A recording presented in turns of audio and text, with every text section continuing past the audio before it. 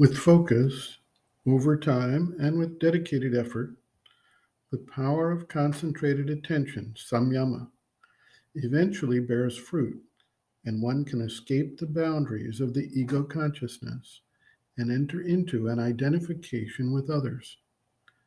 As this occurs, we understand their motivations and the direction of their thoughts and actions. The mother points out that this can even occur while reading a book.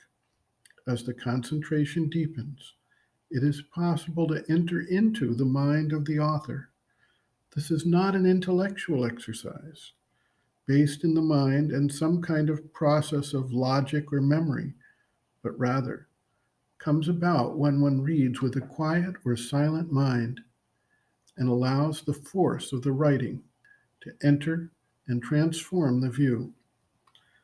The mother has described elsewhere how she recommends the writings of Sri Aurobindo be read, and her description mirrors the process of allowing the consciousness to shift away from the logical intellect and the hold of the ego consciousness to one in which the force and standpoint of Sri Aurobindo's writing is simply absorbed and begins to transform the awareness.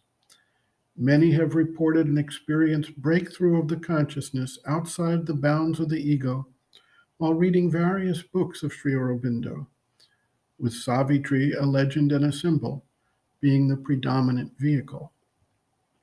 The mother notes, quote, "At first you won't succeed very well, but if you persist, you will end up by succeeding admirably.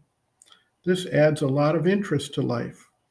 And besides, it is a work which really makes you progress, for it makes you come out of that little armor of yours in which you are nicely shut up, in which you knock against everything. You have seen moths knocking against the light, haven't you?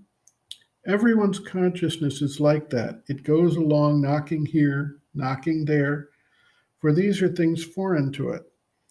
But instead of knocking about, one enters within, then it begins to become a part of oneself.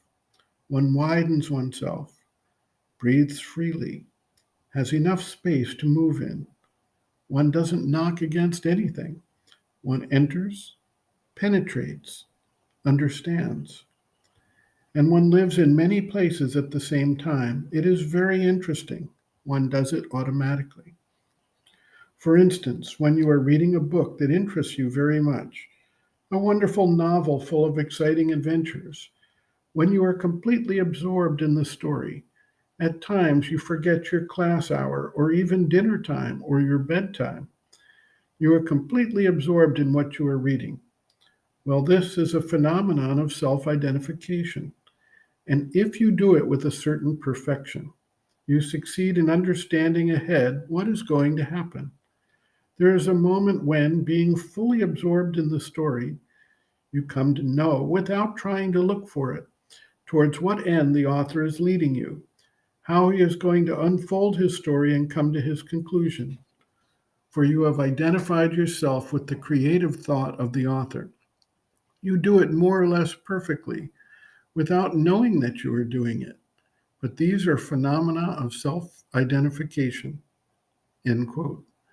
Reference, Sri Aurobindo and the Mother, Living Within, The Yoga Approach to Psychological Health and Growth, Exercises for Growth and Mastery, Identification, pages 144 to 149.